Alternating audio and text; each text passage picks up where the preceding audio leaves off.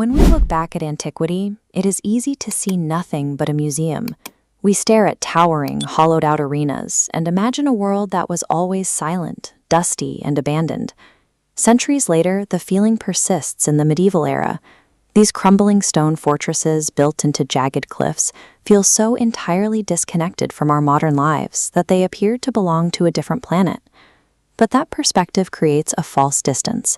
The people who walked those streets and defended those walls experienced the exact same spectrum of joy, anxiety, and grief that we do right now. The architecture decays, the empires collapse, yet the minds that engineered them, a citizen of the ancient world is indistinguishable from a commuter on a modern subway train. The deep internal mechanisms, the fear of failure, the drive for status, the desire to protect our families, have not aged a single day. Compare that absolute stillness with the rapid evolution of our society. We have gone from riding horses to splitting atoms in a geographic blink of an eye. Studying the past is not an exercise in memorizing dates and locations. It is the process of looking directly into a mirror. That shared psychology includes an unrelenting need to expand.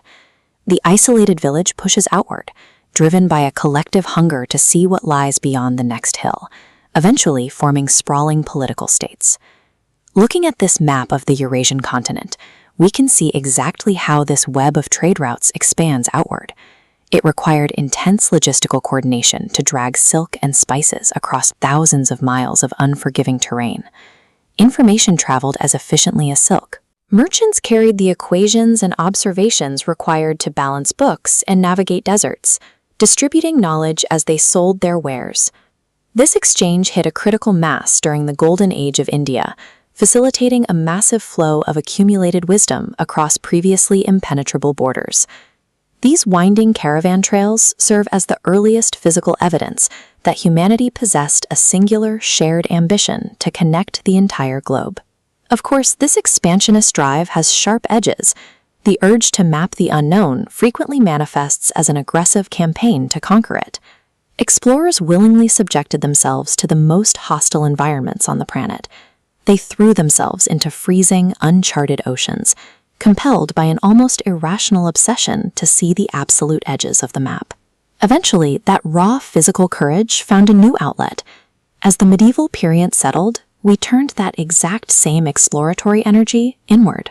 The artists and scholars of the Renaissance realized that decoding the mechanical laws of physics and biology was as vital as discovering a new continent. The tool in the hand might be a broadsword on a turbulent sea, or a compass on a drafting table. The mental engine swinging them is precisely the same. Then came the moment we outsourced our physical limitations entirely. We replaced the heavy labor of bone and muscle with engineered, tireless machines. The introduction of steam, coal, and steel forced the natural landscape into submission. Rolling hills were buried under dense urban factories and overcrowded streets. For the mind inside that city, reality suddenly compressed. Locomotives and early telegraph networks meant a journey or a message that once took weeks now required only hours. Stand in the middle of that noise, and you will find a worker dealing with the exact same personal ambitions and financial anxieties as a merchant on the Silk Road. The pistons and gears were novel. The desperate need to achieve maximum efficiency was ancient. Ultimately, even the limits of the planet itself became intolerable.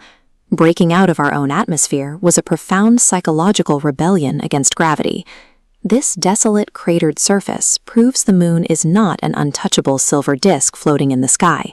It is solid rock, a harsh, airless desert that we could actually walk across. And inside the pressurized suits required to survive that vacuum, you find the exact same familiar face. The mathematics that plotted a trajectory to the lunar surface are a direct continuation of the calculations used to align stones in the desert millenniums ago. We are moving into a reality dominated by artificial intelligence, neural interfaces, and glowing megacities. Give it enough time, and the smartphones and satellites we rely on today will look as crude and alien to our descendants as a ruined stone castle looks to us. The aesthetic shifts into something alien. Our fabrics, our screens, and the very atmosphere we breathe may become unrecognizable. But look at the eyes. While the external world accelerates into a new geometry of steel and light, the psychological architecture within remains the same. In a universe of endless physical change, our basic human wiring is the only absolute constant.